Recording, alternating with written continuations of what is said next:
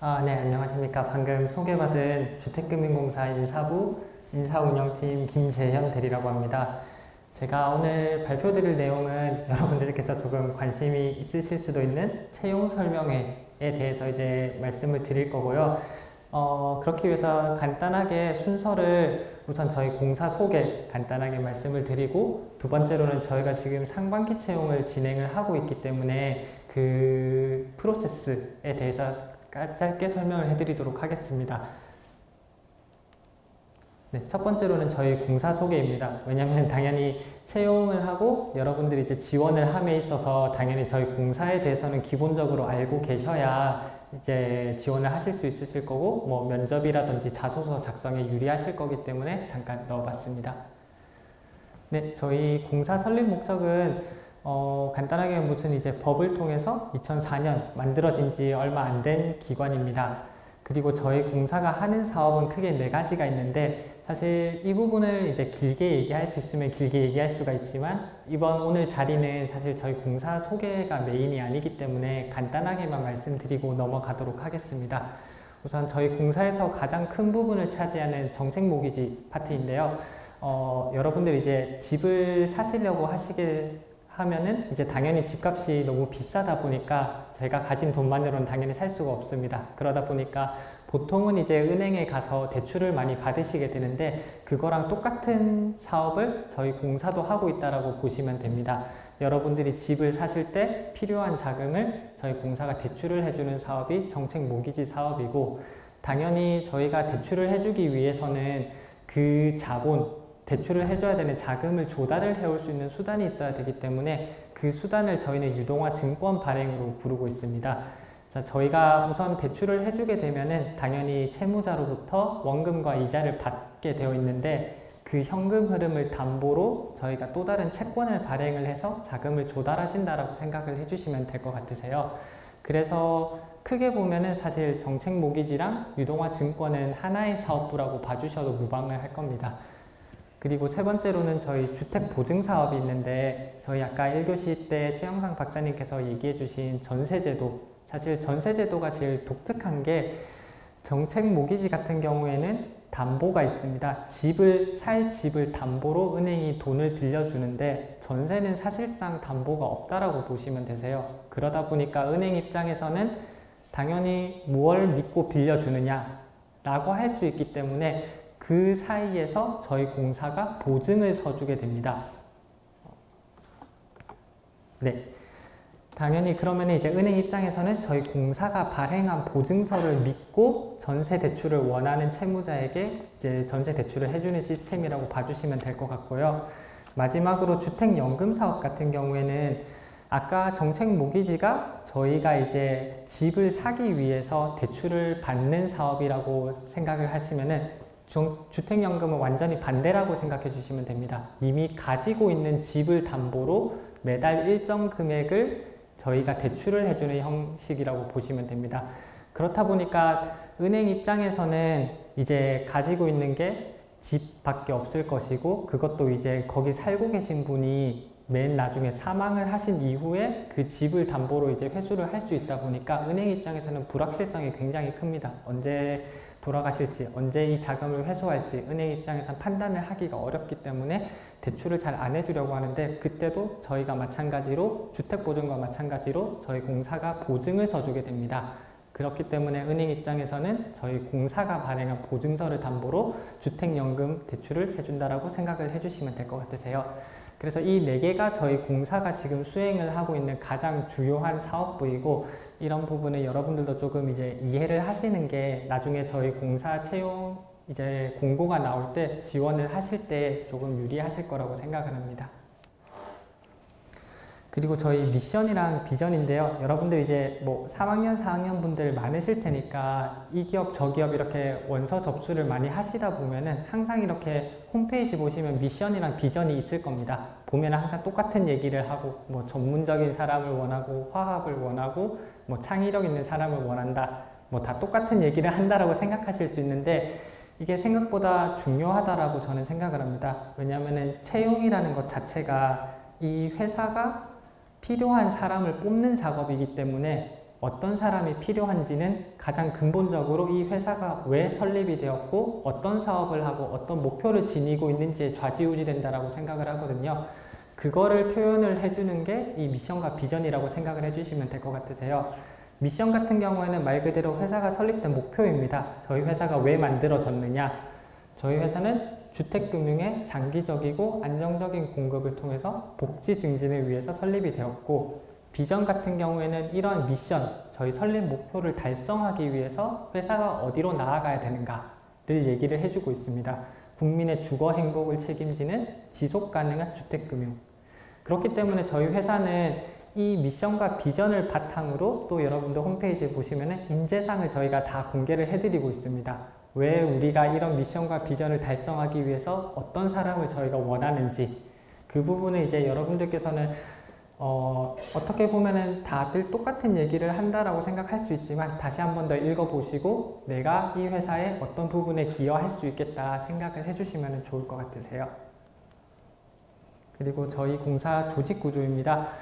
간단하게 저희 아까 설명해 드린 사업 부분을 총괄하는 곳이 유동화 사업본부랑 기금 사업본부라고 생각을 해주시면 됩니다. 유동화 사업본부 안에서 저희가 정책 모기지 사업이랑 유동화 증권 사업을 지금 진행을 하고 있고요.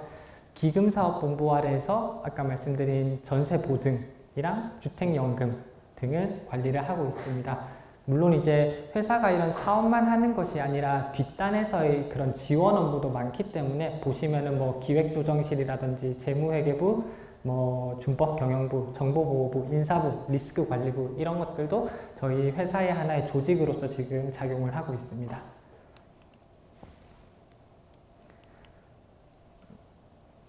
네. 그리고 아까 사업 부분에서 설명을 드렸듯이 사실 저희 회사가 하는 일이 이렇게 고객과 맞닿아 있는 사업이 굉장히 많습니다. 뭐 주택담보대출을 해준다라든지 아니면은 전세자금 대출에 대해서 보증을 해준다라든지 주택연금에 대해서 보증을 해준다라든지 전부 다 이제 일반 국민들을 대상으로 하는 사업이 많기 때문에 그 접근성을 높이기 위해서 저희 회사는 이제 전국에 주요 대도시들에게는 웬만해서는 저희 다 지사를 다 운영을 하고 있고 지금은 이제 28개 지사를 운영을 하고 있습니다.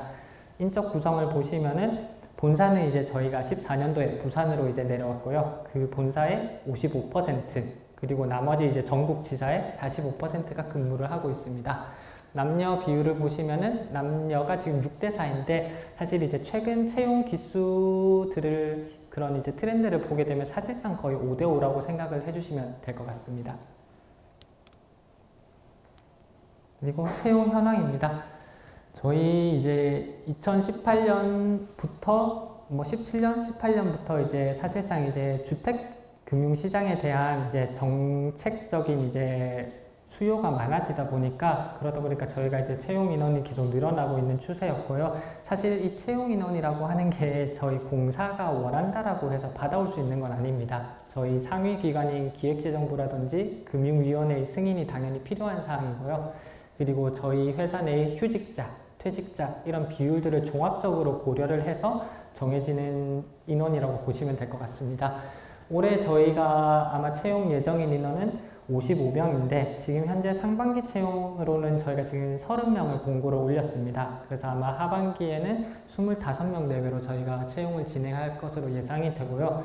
그리고 지역인재 의무화법에 따라서 30% 이상은 무조건 지역인재, 저희가 내려온 곳이 부산이기 때문에 부산 지역인재를 무조건 채용을 하도록 되어 있습니다. 하지만 저희 같은 경우에는 항상 이제 이전 같은 경우에는 이제 현재가 30%이고 이전에는 20%, 25% 점진적으로 올라오고 있었기 때문에 항상 저희 회사는 지역인재 충족을 했었고 여러분들 이렇게 채용 설명회를 통해서 만나는 것도 좀 더 이제 우수한 인재를 포섭하기 위한 저희 회사의 이런 노력이다 보니까 여러분들께서도 저희 공사에 많은 관심을 부탁드리겠습니다.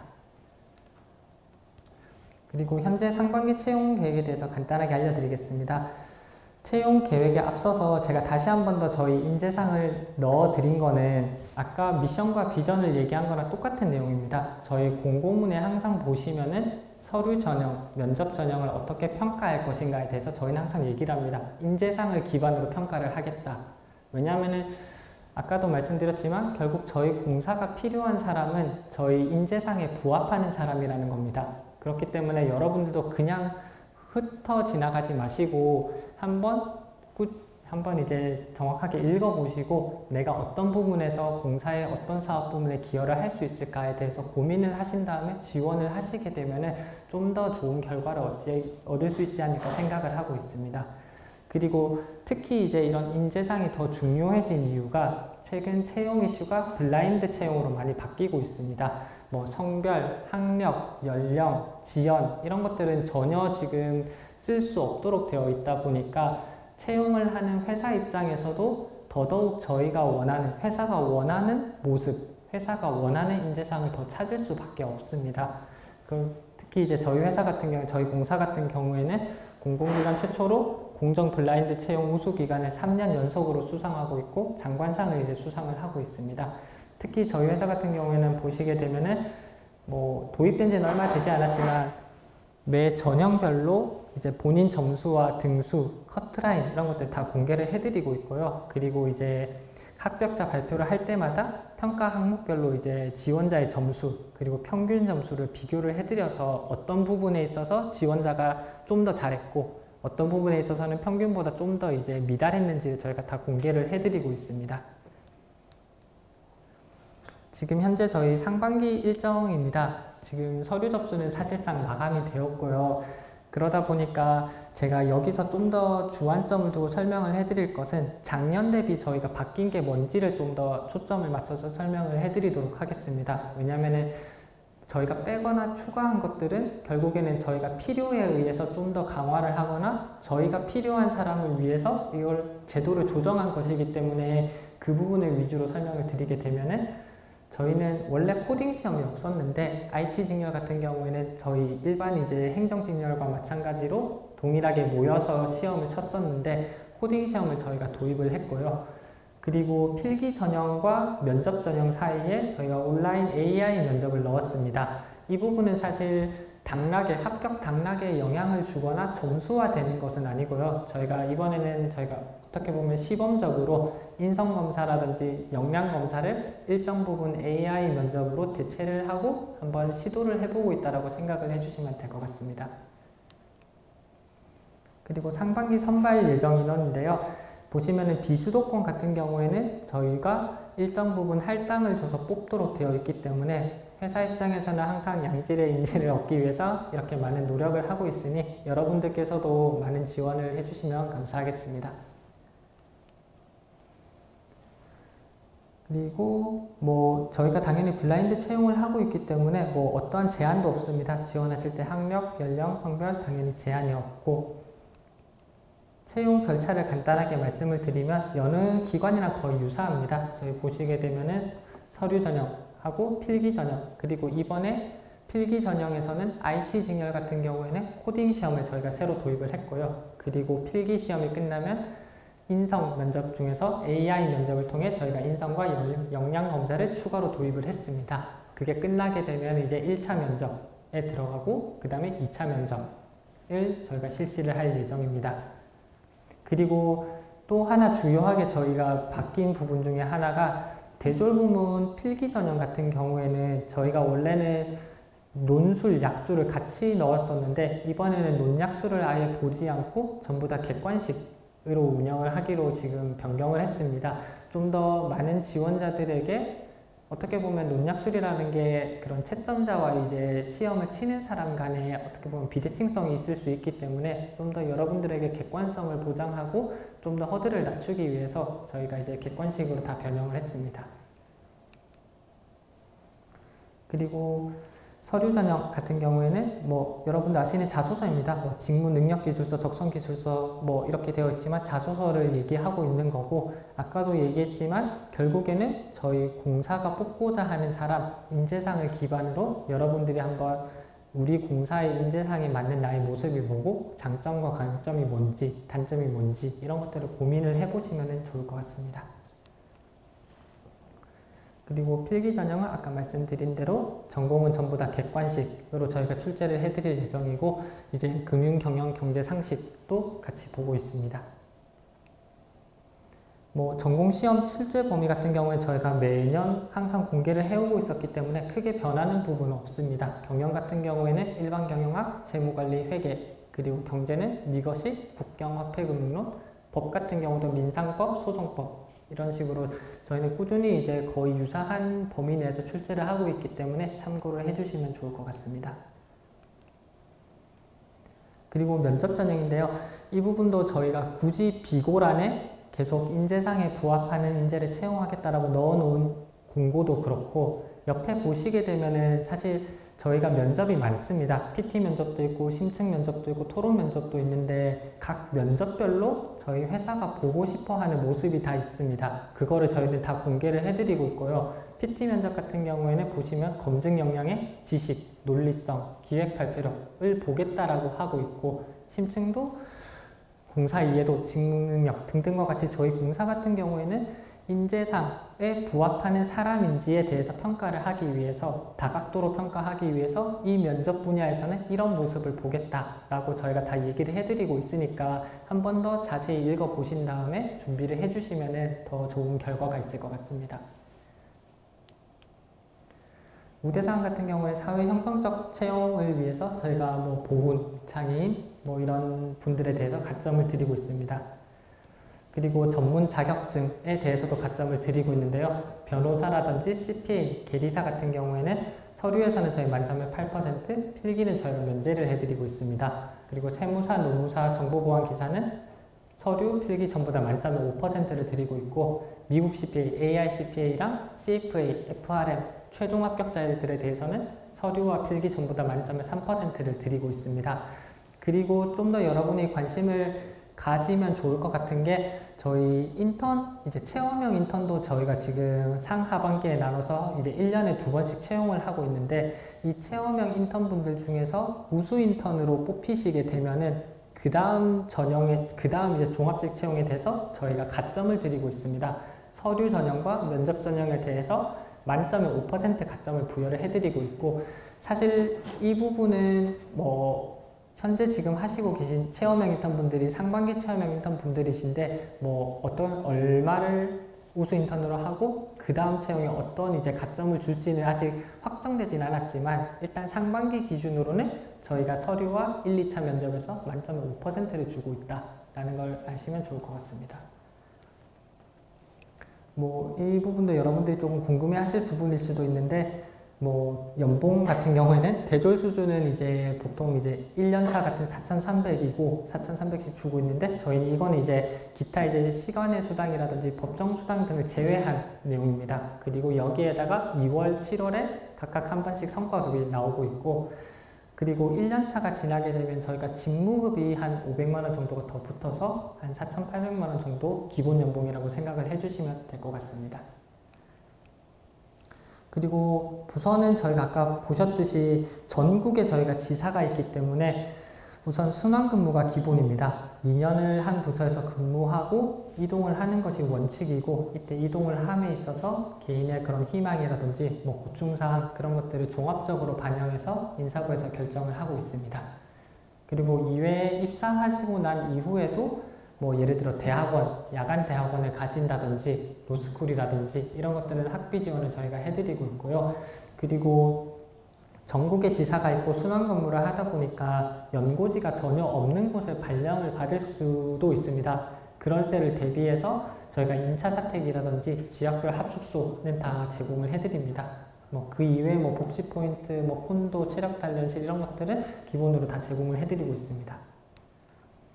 네, 이상 간단하게 채용에 대해서 마쳤고, 네.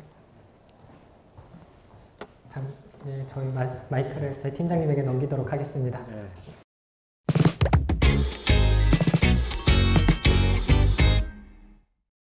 안녕하십니까. 저는 이제 이번에 재밌지의 금융교육에서 합격 수기 발표를 맡게 된 조서한 주임이라 하고요. 저는 이제 작년 8월 23일에 입사를 해가지고 디지털 금융부라는 곳에서 지금 9개월간 근무를 하고 있습니다.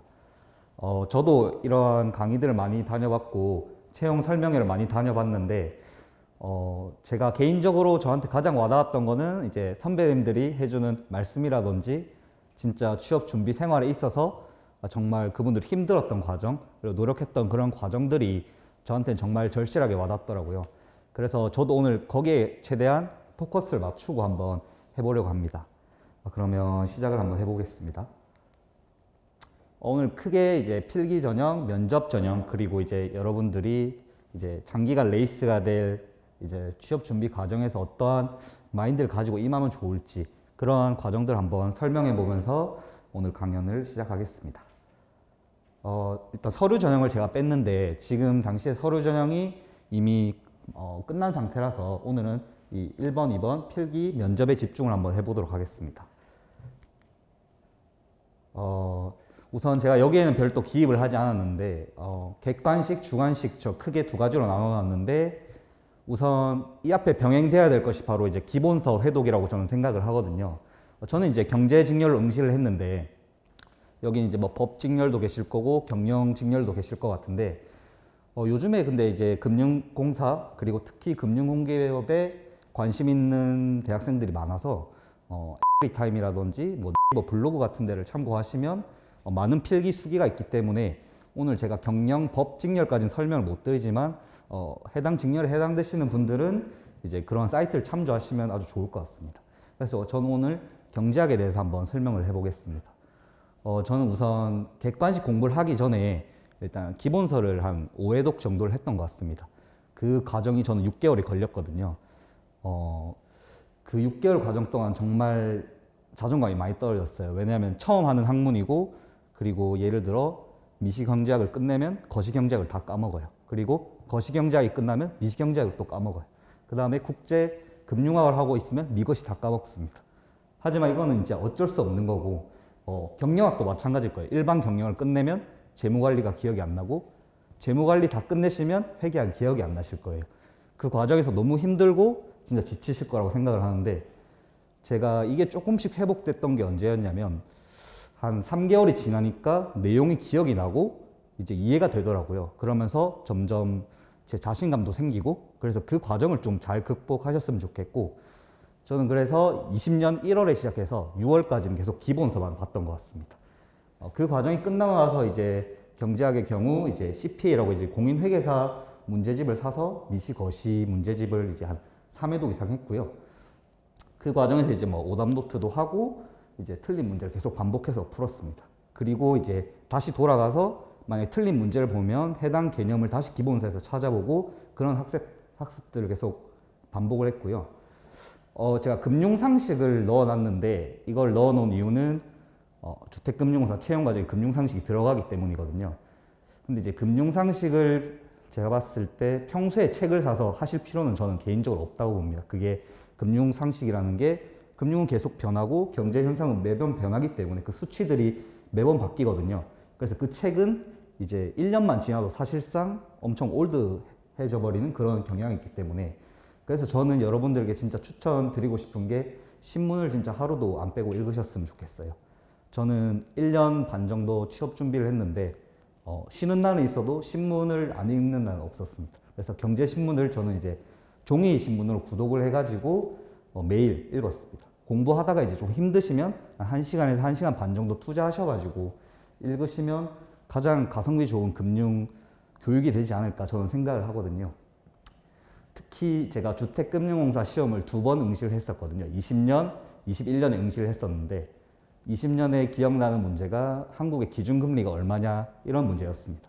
저는 0.5%로 외우고 있었는데 근데 문제가 뭐 4월 달에 올렸던 금리가 얼마냐 이런 문제가 나왔어요. 엄청 헷갈리더라고요. 그래서 제가 그때 생각한 게 내가 4월 달에 신문을 읽었으면 이 문제를 맞추지 않았을까 이런 생각이 들더라고요.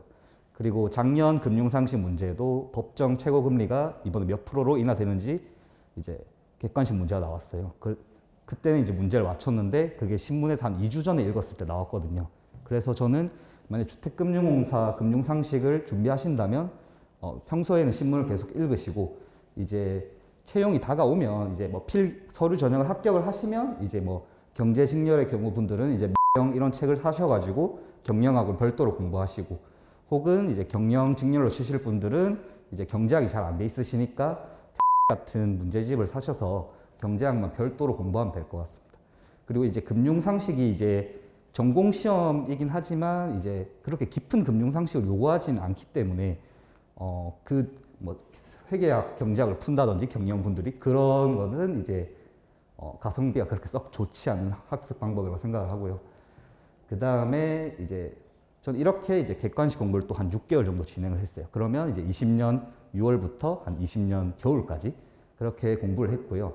그 다음에 이제 이번에는 중간식 시험이 없어졌는데 이때까지 채용 과정에서 중간식 시험이 없었던 적이 없는 걸로 알고 있어요. 주택금융공사의 경우는. 그래서 경제학의 경우 저는 이제 행정고시 이제 5급 이제 공무원분들이 치시는 경제학을 제가 책을 사서 공부를 했고요. 아마 경제학으로 준비하시는 분들이면 다 아마 하실 거라고 생각이 들어요. 그래서 해당 문제집을 개념을 듣고 이것도 역시 한 5회독 정도를 했던 것 같아요. 문제집을. 이 과정이 또 한 6개월이 걸렸습니다. 그래서 저는 총 1년 6개월이 걸렸고요. 좀 주관식은 이제 객관식이랑 다른 점이 뭐냐면 이제 풀이 과정이 필요합니다. 그래서 예를 들어서 이번에 주택금융공사 주관식 문제도 나왔는데 풀이 과정이 틀리면 제가 다 오답 처리한 걸로 알고 있어요. 그래서 답만 적어서는 절대 안 되기 때문에 풀이 과정을 정확하게 서술하는 게 중요합니다. 그래서 저는 이제 패드를 활용을 했어요. 문제를 이제 별도 스크랩을 해서 풀이 과정을 써놓고 이제 그걸 오답을 하면서 풀이 과정을 계속 반복했습니다. 특히 주관식의 경우는 진짜 객관식보다 훨씬 깊고 문제의 휘발성이 강하기 때문에 더 많은 회독이 필요하거든요. 문제를 거의 외우다시피 하시면 좋을 것 같습니다. 그리고 처음에 이제 행정고시 경제학을 공부를 하다 보면 상당히 많은 괴리가 느껴질 수 있어요. 그렇기 때문에 전부 다 이해한다기보다는 외워서라도 어느 정도 자기 것으로 만드는 과정이 필요할 것 같습니다. 그 다음에 이제 면접 전형으로 가볼 텐데 제가 작년에 면접 전형을 볼 때는 PT 면접, 심층 면접, 상황 면접이라는 게 있었어요. 근데 이번 채용을 보니까 상황 면접이 없어지고 토론 면접이 이번엔 들어왔더라고요. 그래서 제가 오늘은 제가 직접 받고 이번 채용에도 있는 두 가지 면접 전형에 대해서만 한번 말을 해볼 텐데요. 저는 모든 이제 주택금융공사 한정해서 가장 중요한 면접은 PT 면접이라고 생각을 합니다. 왜냐하면 가장 배점도 높고 40%를 차지하는 것으로 알고 있어요. 그리고 심층이나 뭐 토론 면접은 제가 봤을 때 어느 정도 기본 역량이 있으면 다른 타 면접자들과 그렇게 큰 차이가 날까라는 저는 생각을 해봤거든요. 근데 PT 면접은 본인이 모르는 주제가 나오면 답을 할 수가 없습니다. 그러면 그 40%를 할당받은 거를 정말 다 잃어버리는 수가 있거든요. 그래서 PT 면접은 어떻게 이제 구성하시는 게 좋냐면 일단 서번결이 있어야 됩니다. 논리적 구조가 맞아야 되는데 이게 너무 추상적이니까 저는 어떻게 준비를 했냐면 저는 면접 스터디를 2개를 구했어요. 필기 합격을 하고 그래서 월, 화, 수, 목, 금, 토, 일 매일매일 면접 스터디를 했어요. 그리고 이제 저는 유튜브를 많이 활용을 했거든요. 유튜브를 보게 되면 요즘 양질의 유튜버들이 굉장히 많습니다. 면접만 이제 전용을 하시는. 그래서 저는 답변 내용은 그런 전문 유튜버들을 통해서 구축을 했고요. 그리고 이제 면접 스터디를 통해서는 주로 자세라든지 제가 말하는 말버릇 그리고 제가 말끝을 흐리는 버릇이 진짜 심했는데 면접 스터디를 통해서 진짜 많이 개선을 한 것 같아요. 그래서 면접 스터디를 통해서는 그러한 자세 및 태도를 개선하면 엄청 좋을 것 같습니다. 그리고 이제 PT 면접의 경우는 이제 전공 상식을 요구하거든요. 거기다가 이제 최근 시사까지 접목해서 그게 같이 혼합되어 가지고 적용하는 이제 주제들이 많이 나와요. 그래서 저는 이제 최근 시사와 본인의 전공을 이제 적절히 섞어 가지고 예상 주제를 한 3, 4개에서 선별해서 발표 연습을 혼자 해보시면 좋을 것 같아요. 가령 예를 들면 저 때 이제 막 금리 인상이 이제 시작되던 시기였어요. 그래서 저는 그때 이제 미국 테이퍼링도 시작됐던 시기인데 이거 주제로 나올 수 있겠다 해서 저는 해당 주제로 공부를 해서 그 논리적 구조를 제가 짜고 그 다음에 마지막으로는 이제 중요한 게 그래서 우리 공사가 뭘 해야겠나 이렇게 저는 마무리를 했거든요. 근데 이제 제가 진짜 면접장에 들어가니까 테이퍼링 주제가 나왔어요, 저에게. 저는 그래서 준비한 대로 했고 그래서 PT 면접에서 좀 좋은 점수를 받을 수 있었거든요. 그래서 최근 신문 읽어보면 이제 또 최근 주제들이 있잖아요. 뭐 인플레이션도 있고 뭐 우크라이나 뭐 그런 전쟁 이야기들도 있을 거고 그런 거를 본인 전공과 어떻게 엮어서 그래서 이게 우리나라에 어떤 영향을 미치고 그래서 우리 공사가 최종적으로 어떻게 해야겠는가 그런 거 한번 생각해 보시면 좋을 것 같아요.